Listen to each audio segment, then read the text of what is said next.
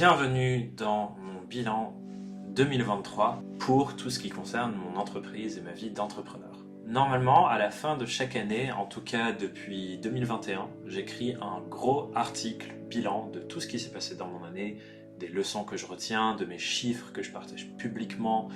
Et j'adore cet exercice de prendre du recul et analyser ce qui s'est passé pour comprendre le rôle que l'année a joué dans mon développement d'entrepreneur et d'entreprise et prévoir le futur.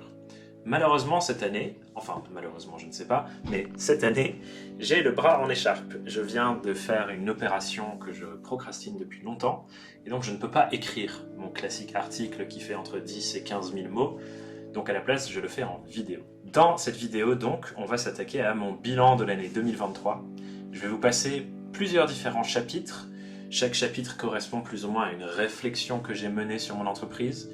Il y a un chapitre qui concerne spécifiquement les chiffres, et je ne vais pas juste vous partager le chiffre d'affaires, on va rentrer en détail dans les dépenses, les postes de dépenses, les produits qui ont rapporté le plus de chiffre d'affaires à la boîte, comment ce chiffre d'affaires a été réparti ensuite, ma rémunération, bref, tout en public. C'est un exercice que je trouve incroyablement important parce que ça éduque à la réalité de commencer, de développer et mener une entreprise. Et les autres chapitres vont parler d'autres sujets qui sont les sujets de la boîte.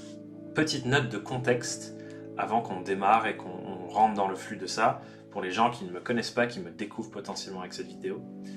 Je suis freelance depuis 2016. Je ne le suis plus aujourd'hui, mais en 2016, je me suis lancé à mon compte en tant que freelance, à côté de mes études, pour tester ce mode de travail qui me semblait, pour plein de raisons à l'époque, le mode de travail qui m'irait le mieux. J'ai commencé mon aventure freelance sur des sujets marketing et stratégie de marque, notamment pour l'écosystème startup à Paris.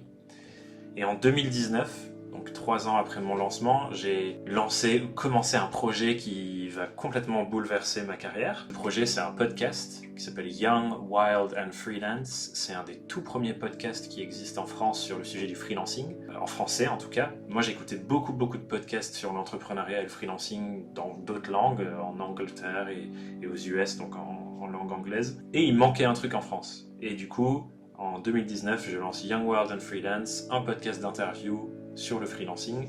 Et ce projet va tout changer pour moi parce qu'il y a beaucoup de gens qui se mettent à l'écouter.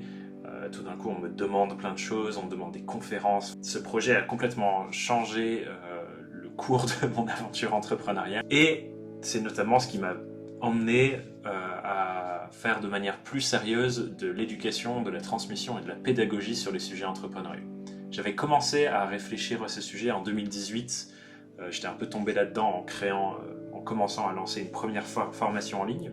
Mais 2019, avec le podcast, c'est vraiment le tournant où je me mets à faire de manière sérieuse de la création de contenu sur les sujets autour de l'entrepreneuriat sur Internet. Et en 2021, donc 2 ans plus tard, c'est un moment où je menais 2 parties de mon entreprise. Je faisais de la stratégie de marque encore, comme ce que je faisais depuis 2016 pour l'écosystème startup à Paris, donc des missions freelance rémunérées en mode prestataire de services. Et à côté, je commençais depuis 2020 notamment à vendre, j'avais plusieurs formations en ligne, j'avais vendu aussi un peu de coaching, enfin je commençais à faire des choses vraiment autour de la formation et de l'éducation des freelances et des entrepreneurs solo. Et en 2021, j'ai dû prendre la décision d'arrêter mon entreprise freelance, donc les prestations de services, parce que ça ne me nourrissait plus et j'avais envie d'explorer à fond ce truc sur la pédagogie, l'infopreneuriat entre guillemets, enfin bref. Et du coup 2021, le moment où je mets toute mon énergie sur cette entreprise que j'ai aujourd'hui d'enseignement, de formation, de transmission pour les freelances, ça a explosé. Parce que forcément quand on met toute son énergie dans quelque chose, ça pète quoi. Et du coup j'ai eu une croissance très rapide, je crois que j'ai presque triplé mon chiffre d'affaires cette année-là, non, doublé. En tout cas, j'ai dépassé la barre des 100 000 euros de chiffre d'affaires cette année-là. Et c'est quelque chose d'ailleurs que je montre et je détaille dans mon premier article bilan, parce que c'est cette année-là, 2021, que j'ai écrit mon premier gros article bilan qui s'appelle 100 000 euros de la sueur et des larmes, et où je détaille tout ce qui s'est passé cette année-là et ce que j'ai dû faire pour casser ce palier symbolique des 100 000 euros. J'ai l'impression que tout le monde en parle. En tout cas, voilà, 2021, ça a été un peu une année charnière. Et depuis 2022 et cette année 2023, j'ai l'impression d'être dans un travail de stabilisation pour faire en sorte que ce gros shift qu'il y a eu se stabilise et créer les fondations d'une entreprise avec un but dédié et qui va aller dans le développement dans le bon sens sur ces sujets-là. Et vous pouvez aller dans le détail de ce qui s'est passé depuis cette année 2021 où il y a eu le gros boom, et j'explique tout, encore une fois, dans les articles bilan que j'ai écrits. Donc j'ai un gros article bilan pour l'année 2022 où l'idée pour moi de l'année 2022 c'était de sortir du mode solo et de commencer à bosser en équipe, essayer de développer l'entreprise par le recrutement. Ça s'est pas exactement passé comme prévu et vous le verrez dans l'article bilan si vous le lirez, si vous le lisez. Mais bref, vous pouvez lire tout ça dans les bilans. Ça c'est le contexte qui pose cette année 2023 qui a été une année charnière pour moi. Et il s'est passé beaucoup de choses qui vont bien impacter le futur de ce à quoi ressemble mon entreprise. Je vous propose qu'on rentre tout de suite dans le premier chapitre de cette exploration. Go sur le chapitre 1. Une des particularités de cette année 2023 pour moi, c'est que j'ai vraiment ressenti que c'était la fin de quelque chose et le début de quelque chose d'autre. Et ça me fait penser, quand je dis ça, à une conversation que j'ai eue avec mon associé, qui est devenu mon associé cette année. Je vais vous en reparler un peu plus tard, mais quelqu'un avec qui je travaille depuis longtemps, notamment sur notre programme phare d'accompagnement qui s'appelle le programme Surf. On disait qu'on avait l'impression d'être arrivé au bout de ce qu'on avait imaginé au tout début de ce projet en 2018. Et que du coup, on avait mis à peu près 5 ans à venir à bout de ce qu'on voulait créer à l'époque et de voir notre vision se matérialiser. Et je me rends compte que si j'analyse mon parcours, comme je le racontais un peu en introduction, où j'ai été freelance, créateur de contenu, infopreneur, formateur, etc., il y a des cycles de 5 ans qui sont imbriqués les uns dans les autres. Et j'aime bien cette réflexion, ce moyen d'analyse et de réflexion, de se dire les choses prennent 5 ans. On a une idée, un imaginaire, une vision, et 5 ans plus tard, on y arrive. En tout cas, ça me rassure de regarder les choses comme ça, parce que je me dis 5 ans, c'est assez long pour faire des grandes choses, et en même temps, on n'est pas pressé, on a le temps de faire les choses bien, et j'ai pas envie de tomber dans ce fantasme de l'hyper-croissance rapide, etc. J'ai pas envie de tomber là-dedans. Et quand je regarde mon parcours, du coup, je vois ces cycles de 5 ans imbriqués les uns dans les autres. Je me suis lancé en freelance en 2016, j'ai arrêté d'être freelance en 2021, 5 ans plus tard. J'ai commencé à créer du contenu et à lancer une première formation en ligne en 2018 avec Surf, le programme qui était à l'époque une formation en ligne et qui est maintenant devenu un programme de coaching. Et du coup, il y avait les premières idées qu'on avait en 2018 et aujourd'hui, la vision est réalité en 2023 où on a des séminaires, de la formation en ligne, du coaching, des lieux où on fait des séminaires en présentiel. On a toutes les choses qu'on avait posées sur nos petites idées de post-it en 2018. Et je sens que du coup, j'arrive à la fin de quelque chose. On a donné naissance à ce que j'avais imaginé à l'époque. Et maintenant, il faut imaginer quelque chose de nouveau. Et pour moi, cette année 2023, elle a vraiment été autour de ça, du coup. C'est une année qui a été marquée par imaginer le futur. Et me poser la question de, j'arrive à la fin d'un cycle, et c'est quoi le nouveau cycle que j'ai envie de commencer? Et on en a parlé longuement dans l'épisode 100 de mon podcast, qui a aussi été un point marquant de cette année, le 100e épisode de mon podcast Young, Wild and Freelance. J'en ai parlé longuement avec mon associé dans cet épisode. On a annoncé notre association, justement. Jusqu'alors, on avait chacune nos entreprises. Cette année, on a décidé que mon associé Dany allait fermer son entreprise et venir s'associer à la mienne. Donc on va être 2 associés sur une seule et même entreprise. On a longuement expliqué pourquoi dans l'épisode en question que je vous mets là. Donc je vous invite à l'écouter ou le regarder si vous voulez savoir plus sur ça. Et donc, il y a eu cette transition et ce pendant où j'ai beaucoup réfléchi à qu'est-ce que je veux pour la suite, qu'est-ce qui m'inspire, qu'est-ce que j'observe comme problématique dans l'écosystème dont je fais partie et que j'ai envie de résoudre avec la prochaine étape. Et tout ça a donné naissance donc à ce que je vais dire en quelques mots, mais quand je décris dans l'épisode comme je vous le disais avant, la vision du nom de l'entreprise que j'ai choisi quand je suis passé de micro-entreprise à SAS, qui s'encapsule dans du coup le nom Kaleidoscope Horizon Inc. et la forme que cette entreprise va prendre. Et du coup, le passage, si je le résume en une phrase, c'est de se dire que je veux quitter le mode l'infopreneur solo, le coach starifié, comme on a pu voir dans cet écosystème de l'accompagnement les dernières années avec des grandes personnalités qui construisent tout autour de leur nom, comme des David Laroche, des Tony Robbins, etc., etc. J'ai envie de quitter ça pour aller vers un mode d'accompagnement qui, à mon sens, est beaucoup plus performant, beaucoup plus inspirant pour moi et beaucoup plus un reflet de la réalité de notre monde, qui est que un seul individu ne pourra jamais être plus pertinent, plus fort, plus créatif, etc. qu'un groupe d'individus. Et donc, la direction que je souhaite prendre pour les 5 prochaines années de ce cycle qui commence maintenant, c'est de construire une entreprise d'accompagnement autour de ce qu'on appelle, du coup, dans notre petit jargon avec Dany, quand on en parle, un consortium de coachs, formateurs, formatrices, accompagnants, accompagnantes, donc des personnes qui œuvrent ensemble pour créer la meilleure expérience pédagogique, d'apprentissage, de développement pour les gens qui sont seuls dans leur entreprise, donc les freelances ou les solopreneurs ou les indépendants, peu importe l'étiquette que vous utilisez, mais on veut continuer d'accompagner ces gens qui nous inspirent, qui sont seuls dans leur boîte, avec 3 dimensions pédagogiques. Le business, évidemment. De base, on est une entreprise qui fait de l'enseignement et de la pédagogie sur le business, on va continuer. L'épanouissement individuel, c'est quelque chose que je vois l'immense majorité des personnes qui prennent la parole dans notre écosystème laisser de côté. On survalorise les sujets business, développement, vente, etc. On sous-valorise les sujets l'épanouissement individuel de l'entrepreneur au service de ça. Donc ça va rester.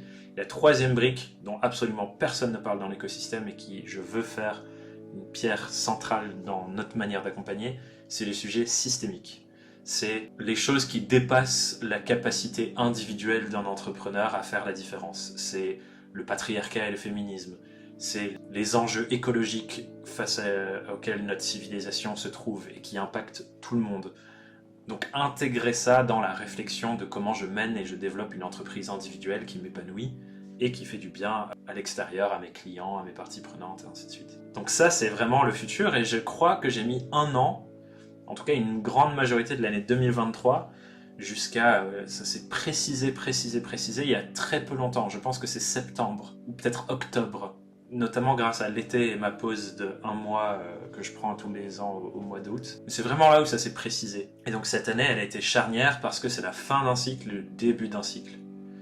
Et donc j'ai mis 1 an à trouver, je pense, à laisser reposer et incarner tout ce que j'ai fait ces 5 dernières années dans le dernier cycle pour imaginer le prochain. Et ce que je veux mentionner absolument du coup dans ce chapitre sur cette réflexion de cycle et fin et début, c'est que forcément avec cette nouvelle réalité, cette nouvelle vision, ce nouveau projet que j'ai envie de mener, il y a tous les doutes qui accompagnent. Il y a des doutes sur est-ce que c'est possible de rassembler plusieurs accompagnants, accompagnantes, de faire ce que j'ai envie de faire, d'avoir une prise de parole aussi globale, business, épanouissement personnel, individuel et systémique et réflexion plus globale sur la tapisserie du monde dans laquelle un entrepreneur s'intègre. Il y a peu d'entreprises qui ont une prise de parole aussi globale. Souvent, la réflexion, c'est se siloter, être ultra spécifique sur un tout petit truc et ensuite on laisse le reste aux autres. Et j'ai l'impression que ça ne me correspond pas en tant que dirigeant d'entreprise, ça ne correspond pas à ma vision du monde, et donc je n'arriverai pas à faire ça. Et je pense que je prendrai aucun plaisir dans le fait de siloter. Et je pense qu'on a besoin de casser les silos. En tout cas, c'est une des convictions que je défends souvent quand on m'invite en podcast ou quand je prends la parole. Il faut qu'on casse ces silos-là qui sont trop rigides. Donc j'ai envie de faire ça, mais j'ai peur. J'ai peur, je doute de est-ce que c'est possible. Et du coup, cette année, pareil, elle a été vraiment teintée par l'envie de préciser la suite avec tous les doutes qui accompagnent les idées et l'imaginaire que j'ai pour la suite. Et je pense que, encore une fois, j'ai vraiment compris de nouveau cette année que les doutes de l'entrepreneur et l'entrepreneur, enfin au féminin et masculin, ne disparaîtront jamais. Il n'y a aucun moment où le doute disparaît. Le doute se décale.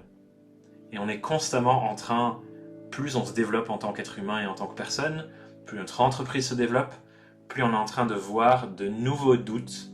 Et moi je les prends comme, j'adore me dire, j'ai des problèmes de qualité et j'ai des problèmes de plus en plus qualitatifs. Parce qu'en fait j'ai l'impression que je m'attaque à des chantiers de plus en plus grands. Vivre moi-même de mon entreprise, c'était un super premier objectif. Et c'est un objectif déjà incroyable quand on le réussit. Et là, c'est en train de devenir plus grand.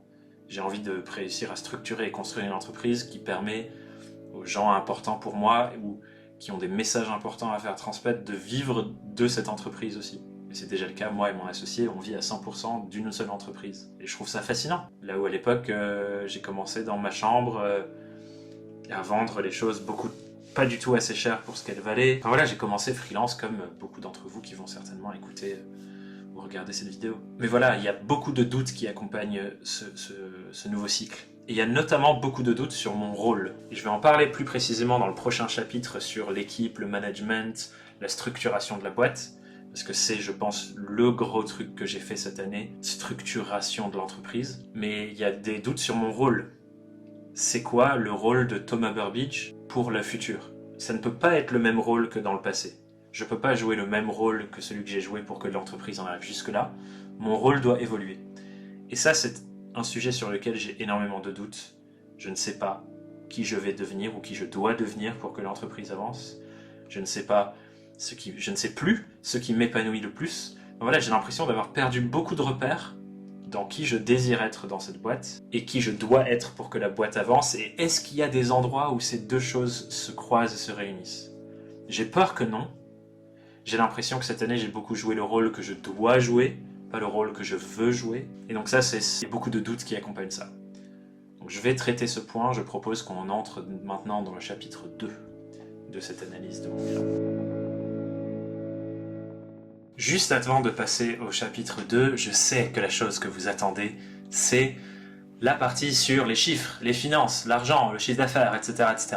Et donc juste pour vous teaser un petit peu, pour vous inciter à rester encore un peu plus longtemps avec moi, ce que j'ai envie de vous montrer dans cette vidéo, c'est des choses très concrètes, comme ce tableau de chiffres, où j'ai une analyse de tout ce qui s'est passé cette année avec les dépenses, le chiffre d'affaires, etc., tableau de bord comptable aussi, enfin bref, j'ai envie de vous expliquer des trucs très concrets, vous montrer des chiffres, pas juste vous raconter tout et n'importe quoi, donc restez un peu, je vais vous montrer ça dans le chapitre qui vient juste après. Dans ce second chapitre, j'ai envie de parler, comme je le disais juste avant, de mon rôle dans l'entreprise et de ce qui s'est passé au niveau de l'équipe et de la structuration de la boîte.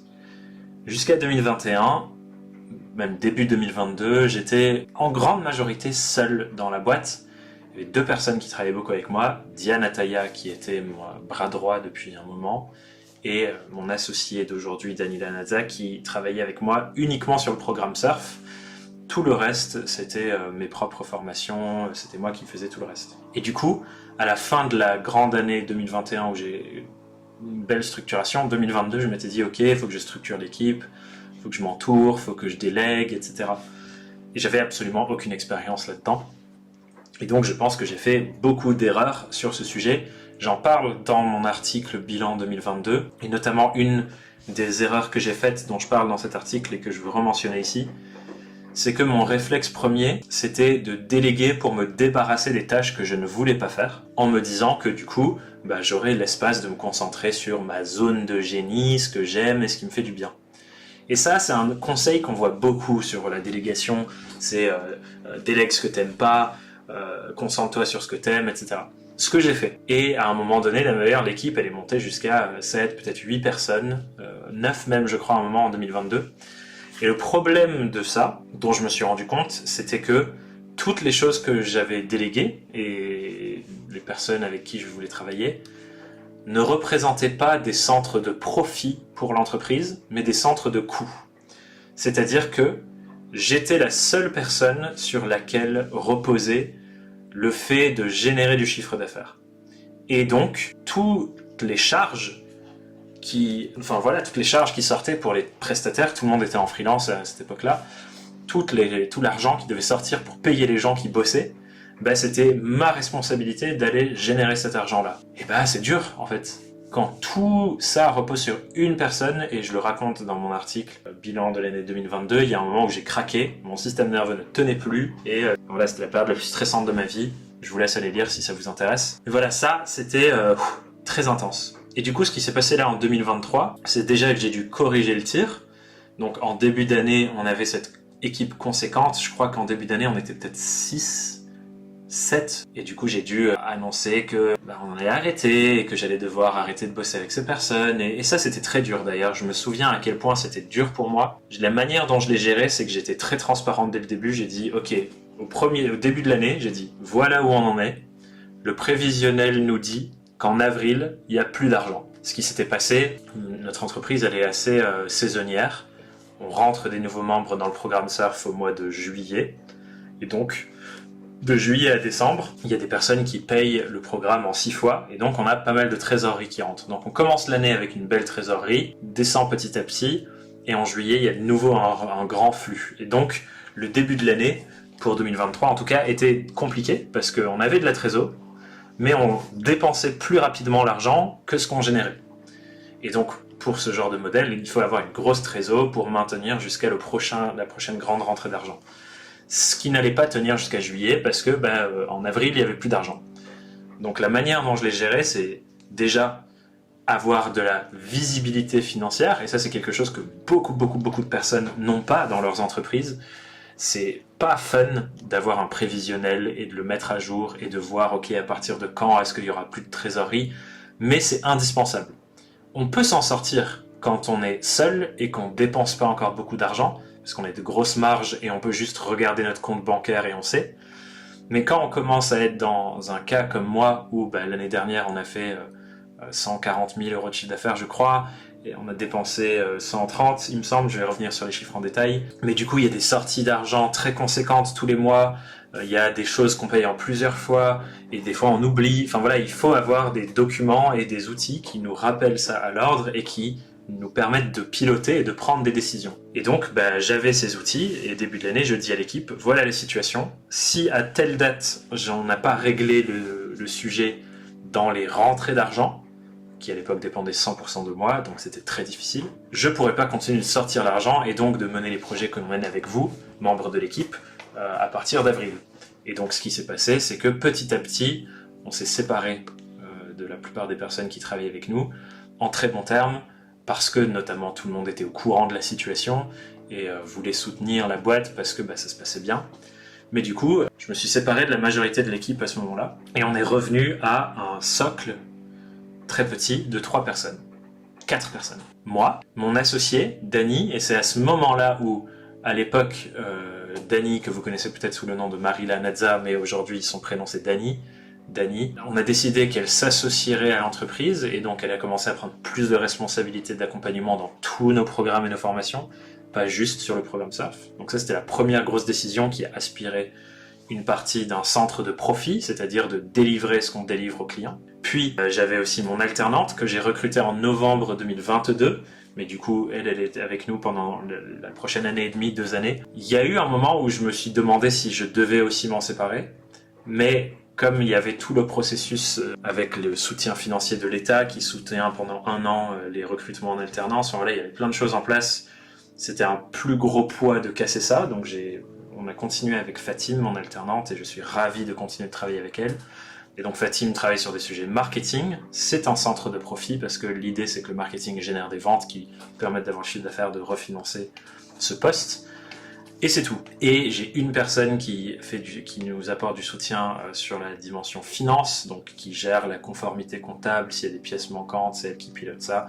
Comme ça, moi j'ai rien à faire et il y a quelqu'un qui me dit « il nous manque la facture pour tel truc » et je regarde les outils financiers pour les analyser, mais c'est plus moi qui est en train de rentrer les données aux bons endroits, etc. Donc j'ai quelqu'un qui s'occupe de ça. Et ça c'était tout. Parce qu'avant, on avait quelqu'un qui faisait du copywriting, on avait 2 personnes sur de la rédac SEO, j'avais Diane qui était mon bras droit et qui gérait un peu les tâches de l'équipe, etc. On a tout coupé pour revenir à petit et structuré, focus. Et dans tout ce micmac, moi, j'ai pris le rôle de gestionnaire de l'entreprise. Et depuis fin 2022, et notamment beaucoup cette année, l'endroit où j'ai vraiment développé des compétences, c'est des compétences de gestion. Des compétences de pilotage financier, de prise de décision stratégique, d'arrêter des projets, d'en commencer, d'orienter les équipes et les gens avec qui on bosse, enfin voilà, l'ensemble de l'équipe dans la bonne direction. Et j'ai vraiment fait ça, là j'ai l'impression d'avoir fait ça pendant 1 an et demi, et que c'est le truc que je fais le plus, gérer la boîte. Et là il y a toutes les questions dont je parlais dans le chapitre précédent qui sont vachement pertinentes. Est-ce que c'est ce que je veux être? Est-ce que j'ai envie d'être un gestionnaire, un CEO qui pilote la boîte? Est-ce que c'est ce que j'aime faire au quotidien? Et en fait, beaucoup de mes questionnements cette année, ça a été autour de ça. Et j'ai l'impression que c'est pas ça que je veux être. J'ai dû développer les compétences, j'ai l'impression de l'avoir bien fait, mais l'endroit où ça me donne le plus de plaisir, c'est parce que maintenant que j'ai développé cette compétence et ces compétences sur le terrain et par toutes les formations que j'ai suivies, etc., et l'encadrement que je me suis donné pour les maîtriser, bah maintenant je peux bien les transmettre. Et en fait, c'est ça le plus important pour moi, c'est ma capacité à le transmettre. Et je trouve que ça donne des infos sur ce que j'aime faire et la place que je veux avoir dans cette boîte. J'aime transmettre, j'aime créer. Et ça a été très difficile pour moi ça l'est encore d'ailleurs, c'est très difficile pour moi de trouver exactement la place que je veux mener, le rôle que je veux jouer dans la boîte, comment structurer en fonction de ça, parce que je trouve il y a peu d'exemples de personnes qui documentent et qui prennent la parole sur la structuration interne de leur boîte, notamment dans notre écosystème, et qui le font avec le niveau de profondeur qui permet d'avoir des prises de conscience, des réflexions. Le seul exemple que j'ai qui m'inspire plus ou moins dans ce à quoi ça pourrait être mon rôle dans une entreprise, c'est l'exemple de mon ami Alexandre Dana chez Live Mentor. Alexandre n'est plus le CEO de la boîte. C'est pas lui qui prend les décisions financières, qui regarde, qui pilote qu'est-ce qu'on fait en fonction des finances. Alexandre est la force créative, le visage public, et il fait les choses qui le nourrissent. Et je trouve c'est très difficile de structurer une boîte où le fondateur n'est plus le décisionnaire principal et regarde toutes les infos. J'ai l'impression qu'il y a très peu d'exemples comme ça, et donc je manque d'exemples. Et comme d'habitude, les êtres humains, je le vois fois et fois encore, on a besoin de trouver des exemples pour voir leur modèle de fonctionnement, qu'est-ce qui nous parle, et trouver notre propre manière de faire sur le chemin. Si on n'a pas l'étape d'arrivée de la carte qu'on peut suivre, c'est difficile parce qu'on est en train de tailler dans de l'inconnu, quoi. Et du coup, ça a vraiment été difficile. Je trouve ce cheminement autour j'ai été pendant toute l'année un gestionnaire d'entreprise, avec les compétences qui y sont associées, et ce rôle a pris plus de place que l'envie de créer, que les projets marketing que j'avais pour développer l'entreprise et la visibilité. Enfin, j'ai l'impression que j'ai pas pu mettre tout ce que j'ai à mettre et tout l'amour que j'ai pour certaines des tâches et des projets à l'endroit où j'ai envie de le mettre. Et donc ça, c'est une grande réflexion que j'ai pour la suite, qui est pas résolue encore. Comment je fais pour que l'entreprise me permette de jouer le rôle que j'ai envie de jouer? Quelle est ma place et comment je me la construis dans ma propre boîte? Et ça, je trouve, c'est fascinant dans ce cheminement où j'étais freelance parce que je voulais faire ce que je voulais faire et ce qui me plaît pour avoir une rémunération. Et là, j'arrive à une phase où, évidemment, il y a plein de raisons qui me poussent à avoir une entreprise plus structurée et ne plus être seul. Et ces raisons, je les achète et je les embrasse encore et je veux les poursuivre. Je les ai mentionnées dans mes bilans passés, donc je ne vais pas les rementionner. Mais je n'ai pas trouvé la solution encore pour que poursuivre ces objectifs qui m'inspirent ne me coûte pas le rôle que je veux jouer pour atteindre ces objectifs. Et ça, c'est vraiment quelque chose que j'ai appris cette année. Parce que la réponse à ce questionnement, c'est le recrutement. La réponse à ce questionnement, c'est l'organisation et la structure interne de l'équipe. Et en fait, cette année, je pense qu'une des vraies leçons que j'ai retenues, c'est que le recrutement, c'est le nerf de la guerre. La bonne personne dans le bon rôle, avec le bon management, ça change tout. Ça change tout.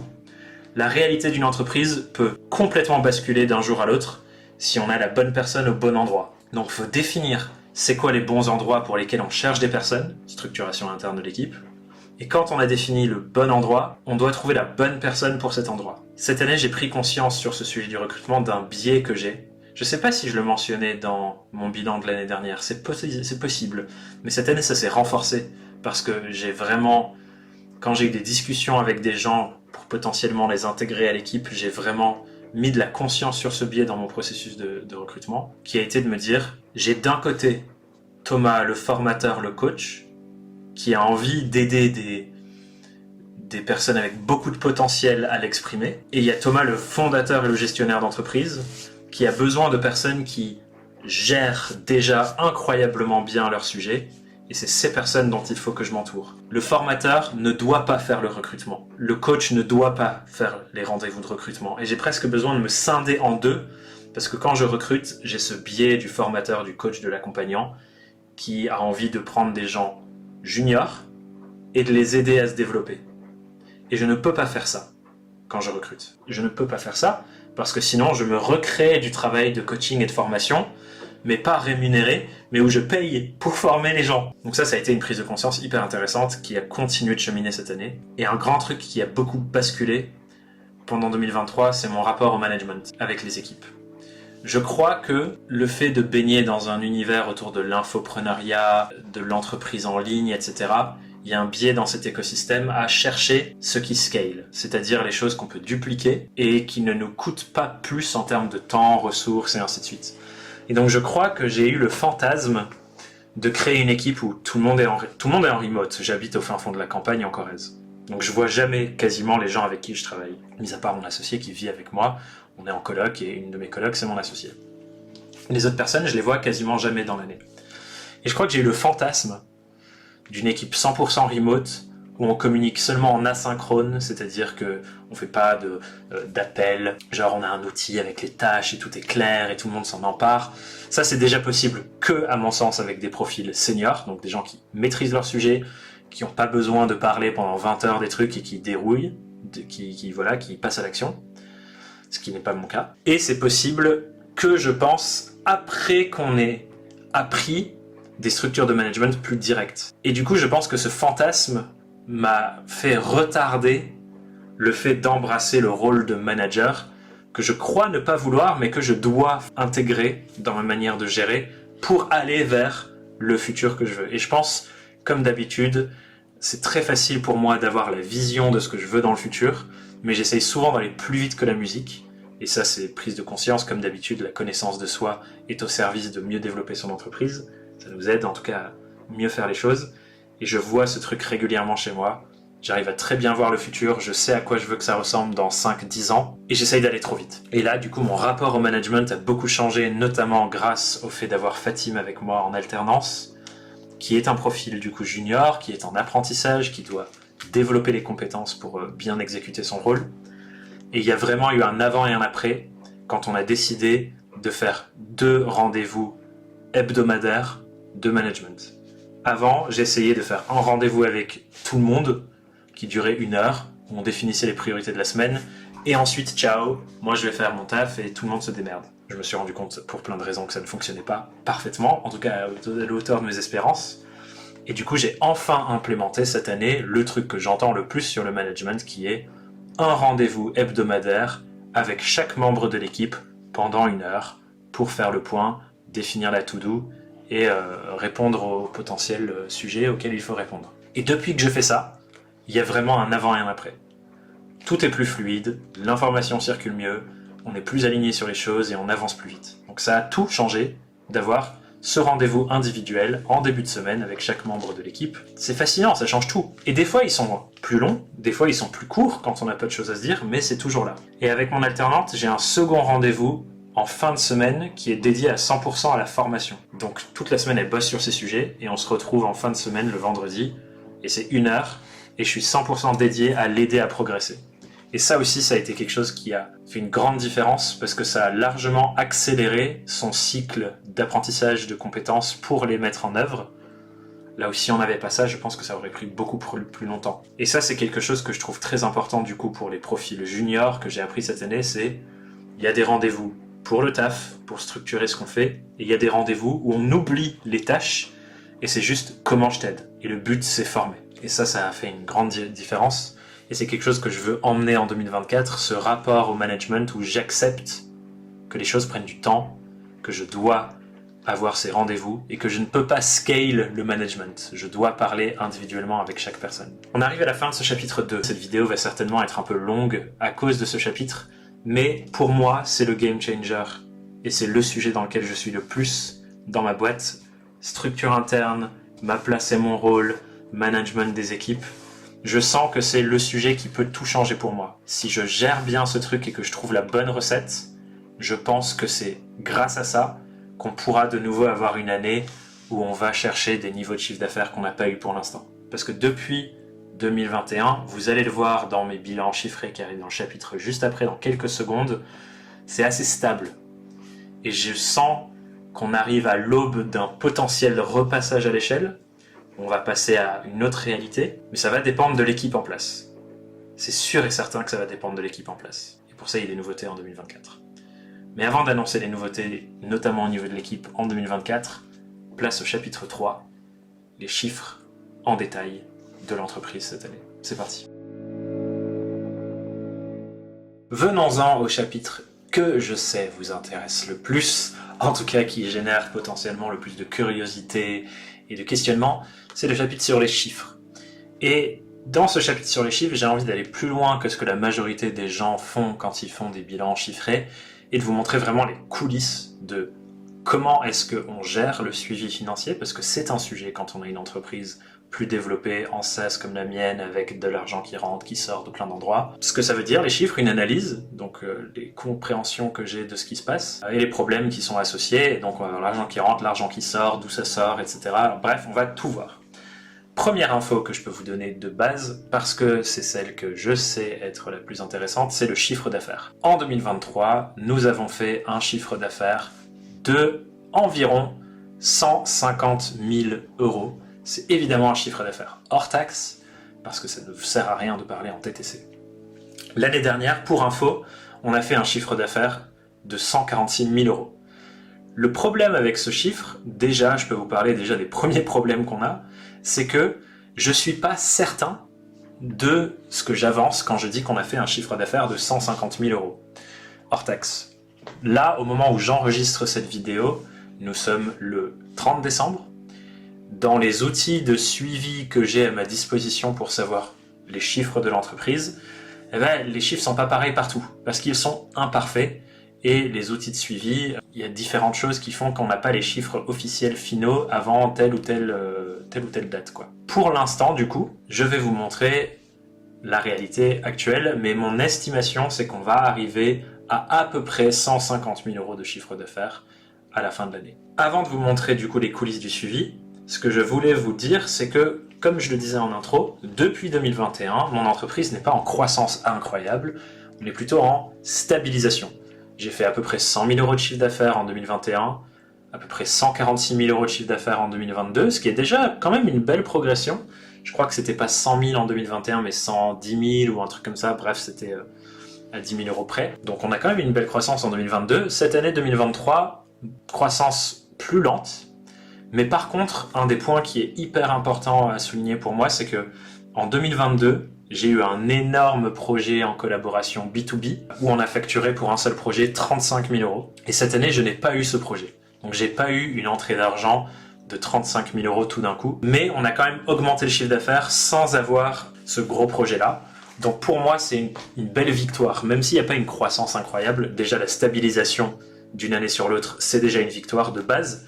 Mais là, on a stabilisé tout en perdant un projet à 35 000 €, ce qui est une belle victoire. Ça veut dire qu'on a pu faire une croissance de à peu près 35 000 €, voire un peu plus, sur les clients freelance qu'on accompagne et pas sur des projets B2B, parce que le B2B cette année, pour nous, a représenté toute petite partie du chiffre d'affaires. Je crois que le B2B en un an, c'est 5 500 €, peut-être quelque chose de cet ordre-là. Donc le B2B, pour l'instant, ce n'est pas un grand modèle de rentrée d'argent dans ma boîte. Et quand je dis B2B, entendez le sponsoring d'événements, le fait de vendre de la visibilité en publicité sur un podcast, ce genre de choses. C'est pas du tout, pour l'instant en tout cas, parce qu'on explore, un des endroits qui nous apporte le plus de revenus, à l'inverse de beaucoup de personnes qui font de la création de contenu. Donc pour moi, ça c'est une grande victoire. Je vais vous montrer maintenant rapidement les coulisses pour que vous puissiez vous rendre compte des outils que j'ai à ma disposition pour suivre rien que le chiffre d'affaires et pour vous expliquer pourquoi c'est pas parfait. La première chose qu'on a à notre disposition, c'est l'outil que j'utilise pour gérer mon entreprise en ligne. C'est un outil anglais ou américain plutôt qui s'appelle Kartra, qui intègre toutes les fonctionnalités dont j'ai besoin, créer des checkouts, on est connecté avec Stripe donc pour récupérer l'argent, créer les produits, créer les formations en ligne, créer les espaces, enfin bref, les sites web, les pages de vente, tout se fait dans cet outil-là. Si jamais ça vous intéresse, je pourrais vous en montrer davantage. Dites-moi dans les commentaires si cet outil vous intéresse. J'en ai jamais vraiment parlé, mais si vous parlez anglais, ça peut être un outil chouette pour vous. Et là, en gros, comme ça traque toutes les ventes, ça traque à peu près ce qui s'est passé en termes de ventes, revenus, profits. Et la première chose qu'on voit, c'est la saisonnalité qu'il y a dans l'entreprise. D'ailleurs, il faut que je remette cette année, mais vous le voyez déjà là, Je vous disais, mon entreprise, a priori, est plutôt une entreprise saisonnière. Si je me cale sur cette année, on voit ici janvier 2023 est là, décembre 2023 est là. On a bien cette saisonnalité dont je vous parlais dans la courbe. Donc vous voyez, début d'année, les 6 premiers mois de l'année, ils sont là. C'est la partie la plus basse de la courbe. Et ensuite, juin, juillet, août, c'est la partie la plus haute de la courbe parce qu'à partir de juillet, il y a des personnes qui commencent, qui rentrent dans notre programme Surf et qui, du coup, font un plan de paiement pour le programme Surf qui est notre plus gros produit. Et donc là, vous voyez, là où en début d'année, il y a des mois où on est sur 12, 7, 11 000 par mois, 8 000. En fin d'année, c'est des mois à presque 16 000, au moins 15 000 tous les mois, quoi, sur la fin de l'année, notamment à partir de septembre. Donc il y a une saisonnalité dans l'entreprise, ça on le voit déjà. On voit ici quelques chiffres, le nombre de ventes. Le rebill, c'est le nombre de repaiements, donc les personnes qui ont un plan de paiement qui payent par exemple en 4 fois. Ça, on le voit direct ici. On voit aussi le nombre de remboursements. On a très peu de remboursements, ça je sais quelque chose dont je suis très fier. Il y a très peu de personnes qui sont déçues de travailler avec nous, quasiment jamais. La majorité des remboursements, ce n'est pas pour des sujets de personnes qui sont déçues de leur achat. C'est pour d'autres sujets, je pourrais vous détailler les cas individuels, mais on a quasiment 0% de personnes déçues, ça je suis ravi. Ensuite il y a le revenu, donc là c'est une estimation du revenu, une estimation du profit, donc le profit c'est les revenus moins les remboursements. Donc vous voyez le remboursement c'est peut-être 2000 et quelques, 1500 et quelques sur l'année, ce qui est très peu par rapport au chiffre d'affaires. Et donc là on a un premier aperçu, mais ça ne prend pas en compte les ventes qui sont faites en dehors de cette plateforme, qui sont les ventes en direct pour du coaching individuel. On fait aussi du coaching individuel, mais du coup les gens nous font des virements avec des factures, et ça ne passe pas par cet outil, en tout cas pas toujours. Le B2B ne passe pas par ces outils, donc on a des choses qui se passent à l'extérieur de cette plateforme, donc ça c'est pas tous les chiffres. Il y en a d'autres choses, je ne rentrerai pas dans les détails de l'analyse. Donc ça c'est le premier outil. Ce qui se passe, c'est que du coup, une personne de mon équipe qui gère la partie finance, toutes les semaines, elle regarde les ventes à cet endroit-là, et les factures qu'on a émises, et elle les centralise dans un outil qu'on a construit sur Excel, quelqu'un l'a construit pour nous et on le fait évoluer au fur et à mesure. Ou du coup, tous les mois, par exemple, elle rentre dans le mois de septembre et elle note le chiffre d'affaires, les dépenses, et elle détaille de où ça vient, etc., etc. Tout ça se concatène à la fin de l'année sur ces choses-là, où du coup on a un aperçu du chiffre d'affaires mensuel qui se développe, du chiffre d'affaires en cumulé sur l'année, de où vient l'argent qui rentre avec une répartition en fonction de nos différents produits, et la même chose sur les dépenses. Et donc ça, c'est des gros documents Excel qui concatènent tout. Mais la qualité de l'information, elle n'est pas parfaite. Parce que c'est humain, je prends les infos à un endroit, je les rentre à un autre, il y a certaines choses qu'on a automatisées. Des fois, les chiffres de cet outil sont en TTC alors qu'ils devraient être en hors taxe, donc les outils de ça sont pas forcément au bon endroit, etc. Des fois c'est du TTC, des fois c'est de l'hors taxe, mais du coup cet outil-là, on voit qu'on est à 162 € de chiffre d'affaires réel. Mais comme il y a des imperfections, je peux pas dire avec 100% de certitude que ce chiffre, 162 000 € de chiffre d'affaires, c'est du hors taxe. Je peux pas le dire avec 100% de certitude. Et on pourrait améliorer l'outil, je pourrais rentrer dans le détail, etc. Mais au final, à plus ou moins 5 000 € près, ça ne change pas drastiquement la prise de décision que je vais avoir en suivant ça.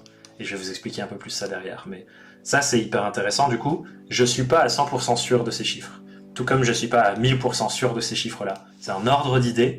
Et la seule manière dont on sait vraiment, c'est à la fin de l'année, dans l'outil qu'on a qui est Acaci, qui est notre vrai outil de pilotage financier. Et donc là, c'est là où on met les factures. Donc ce qu'on fait nous, c'est qu'à chaque fin de mois, on extrait les factures parce que notre facturation elle est dans un autre outil qui est automatisé, connecté à ça pour que les factures partent toutes seules, parce qu'on a des centaines de factures qui partent tous les mois. Donc on extrait toutes ces factures de l'outil, on les importe dans Acaci, qui est notre outil de suivi comptable, et c'est là qu'on a les vrais chiffres, avec une modération qui est le fait que, encore une fois, il y a des bugs techniques, c'est toujours le cas, et à la fin de l'année, quand on fait la clôture comptable, c'est là où on repasse toutes les transactions et on change les choses qui ont bugué. Par exemple, ici on voit que du coup il y a écrit 140 000 € de chiffre d'affaires hors taxe. On n'a pas encore intégré toutes les factures du mois de décembre, donc elles ne sont pas dans l'outil. Donc ça va monter avec le mois de décembre. On voit ici encaissement TTC, du coup là il y a la différence TTC hors taxe normal. Je cache les noms des clients ici pour leur anonymat, c'est très important. On a ici le résultat, et là il y a écrit moins 40 000. Et ça c'est un problème, c'est pas vrai. On n'a pas moins 40 000 euros de résultat, parce que sinon le compte bancaire, le solde de la trésorerie serait bien largement négatif, parce qu'on a commencé avec une trésor de 10 000 euros je crois en début d'année, et c'est à peu près pareil en fin d'année, là je crois qu'on a une trésorerie de 15 000 euros. 18 000 euros peut-être en fin d'année. Donc ça, je sais que c'est faux. Et du coup, je sais que ça vient de bug. Un des bugs qu'on a identifié avec mon comptable, c'est que par les automatisations qui connectent notre compte bancaire Conto à Cassie, etc., il y a certaines choses de mes rémunérations, donc des choses qui me sont payées en salaire, qui sont rentrées comme des charges et qui n'ont pas été comptabilisées au bon endroit ou qui ont été comptabilisées 2 fois. Donc il y a des trucs qui ont bugué. Pareil, ici vous voyez logiciel administratif 18 000 euros, c'est pas vrai, on paye pas 18 000 euros de logiciel admin. C'est certaines charges où l'outil a mal comptabilisé et du coup on doit régler ça, ça se fait souvent au moment du bilan. On pourrait le faire mieux je pense tous les mois pour régler quelles choses vont à quels endroits, mais c'est un travail titanesque enfin voilà, à chaque fois qu'on met des factures il faut mettre au bon endroit, c'est un certain travail et pour l'instant on n'a pas été très bon là-dessus. Donc bref, là vous voyez vraiment les coulisses de ce qui se passe et les bugs qui vont avec. Et c'est pour ça que c'est hyper dur, je trouve, ce cycle de gestion, c'est que on peut jamais être à 1000% certain des chiffres qu'on voit dans les outils. Et donc, il faut jongler à mesurer les bons indicateurs au bon endroit avec les bons outils et trouver la justesse entre je sais ce qui se passe et je suis 100% certain des chiffres qui sont devant moi et, parce que ça c'est, je pense, un fantasme qu'on n'atteindra jamais, et la réalité de j'ai assez d'infos pour piloter la boîte et prendre des décisions. Un des trucs qui est clé pour moi dans ce document notamment, c'est la suivi de trésorerie. C'est où on regarde la trésorerie prévisionnelle, donc combien on a dans le compte, vous voyez, donc là début d'année on avait 12 000 dans le compte, combien on va rentrer, combien on va sortir. Et du coup on peut voir, mince j'ai fait une bêtise, voilà, on peut voir qu'est-ce qui va se passer dans la trésorerie. Et vous vous souvenez, plus tôt dans la vidéo je disais avril, je me suis trompé, c'était mai, en mai il n'y a plus d'argent, ben voilà, là c'était la trésorerie, le prévisionnel au fur et à mesure je mets à jour, mais on voit que la trésorerie du coup à quel moment elle passe en dessous de zéro, et où on a des problèmes. Et donc c'est ça on en a besoin pour prendre des décisions, on n'a pas besoin d'avoir 100% de clarté sur tous les chiffres pour prendre des décisions. Donc ça c'est le petit point de comment ça se passe, pourquoi je suis pas sûr des chiffres, et mais comment je peux vous affirmer quand même le chiffre d'affaires estimé de l'année. Le second truc dont je veux parler qui est très important, c'est pas que le chiffre d'affaires, c'est du coup qu'est-ce qui se passe derrière, parce que chiffre d'affaires ça ne veut absolument rien dire. Si j'ai une entreprise qui a une marge de 50%, du coup ce qui va rester dans le compte bancaire c'est la moitié du chiffre d'affaires. Si j'ai une entreprise avec une marge à 3%, je vais avoir très peu d'argent qui reste dans le compte bancaire. Donc ce dont il faut parler, c'est chiffre d'affaires, dépenses et bénéfices, c'est-à-dire qu'est-ce qu'il reste à la fin. Cette année, les dépenses de la boîte, pareil, estimées, parce que je suis pas sûr jusqu'au bilan comptable final ou en clôture, mais avec les infos que j'ai, les dépenses c'est environ 140 000 euros, ce qui inclut mon salaire. Et je vais revenir plus précisément sur mon salaire ensuite, parce que pour l'instant je suis salarié de l'entreprise, dirigeant salarié, et il y a mon alternante Fatim qui est salariée, mais les dépenses globales incluant les salaires, c'est à peu près 140 000. Donc a priori, il y aura comme l'année dernière environ 10 000 euros de bénéfices dans la boîte à la fin. Sachant que il y a mon salaire, donc c'est l'argent qui sort, mais l'entreprise paye des choses au service de l'entreprise et qui font partie de ma vie de tous les jours aussi. L'entreprise a payé mon ordinateur, l'entreprise a payé les outils qu'il y a dans ce bureau. Donc il y a des choses qui viennent du bénéfice d'avoir une entreprise, qui passent par l'entreprise plutôt que par mon salaire. Évidemment dans le respect de la loi, c'est très important. Je ne suis pas dans cette équipe de partir à Dubaï pour faire de l'évasion fiscale, mais voilà, l'entreprise finance certaines choses pour certains pans de ma vie qui ne sont plus dans ma vie perso, mais qui sont dans ma vie pro, quoi.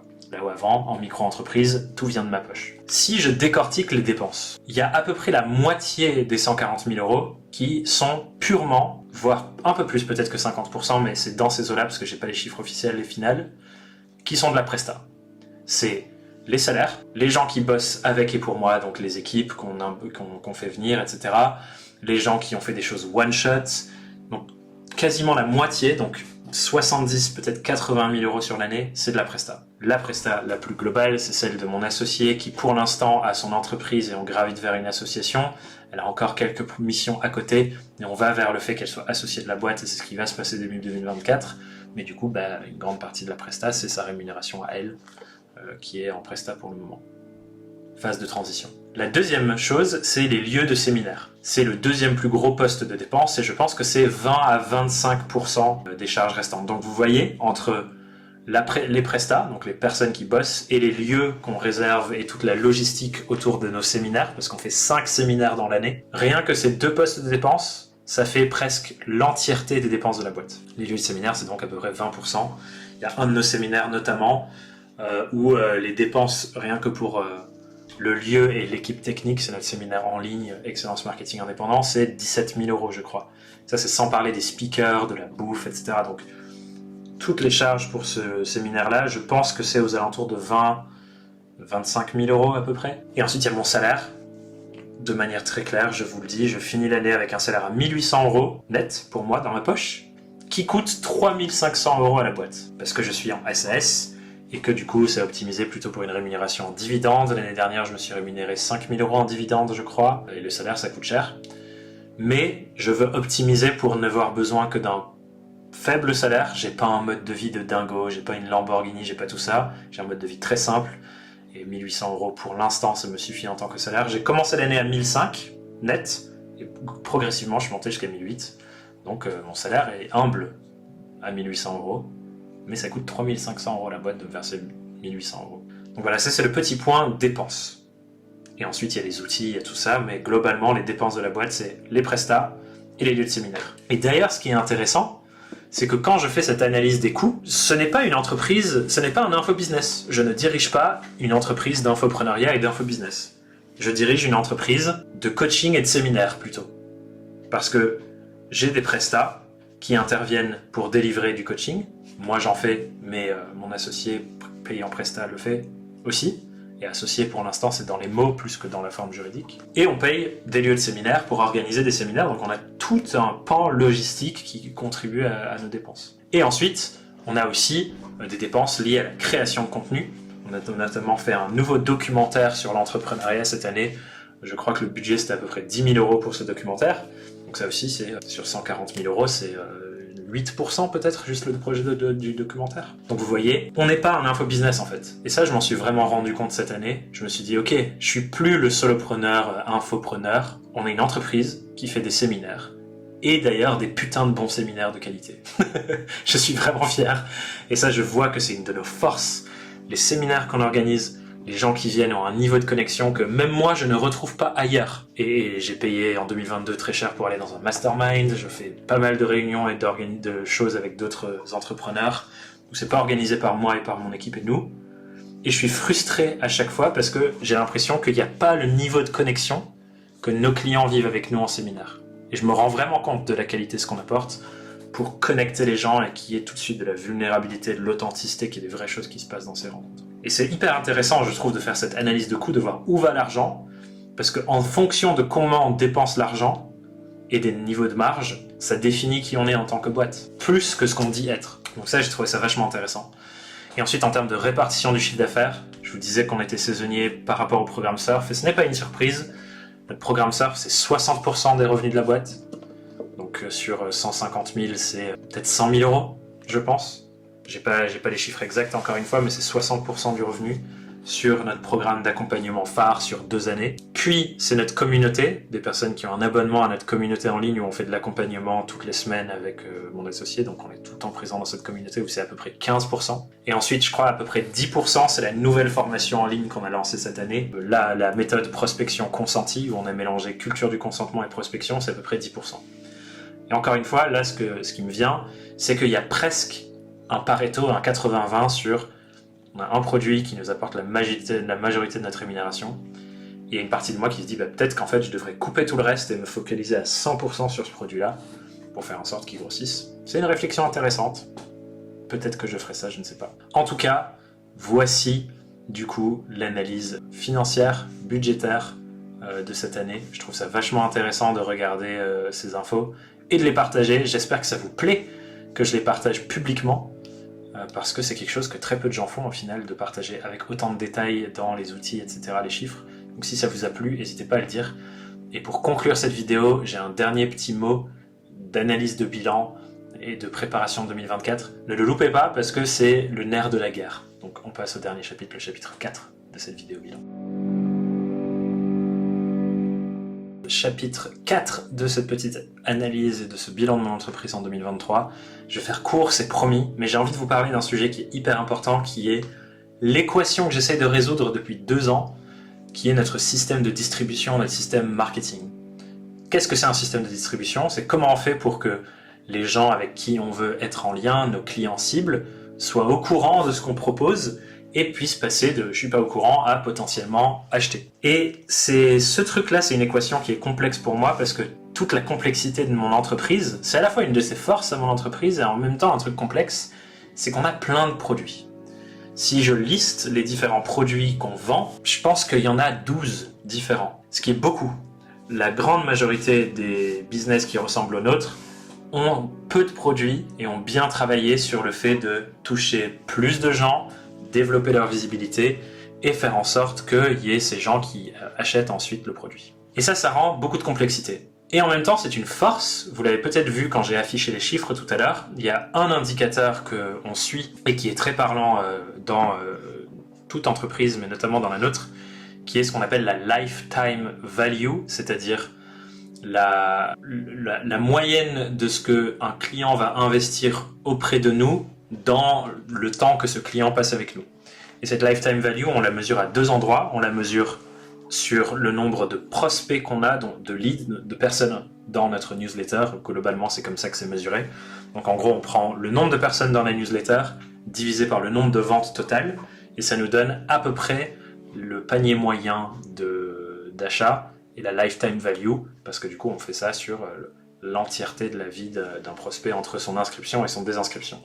Et on fait ça aussi sur les clients, donc les gens qui payent une fois. On prend le nombre de clients, donc il y en a moins bien sûr que dans la newsletter, qu'on divise par le chiffre d'affaires total, et là on a la lifetime value par client.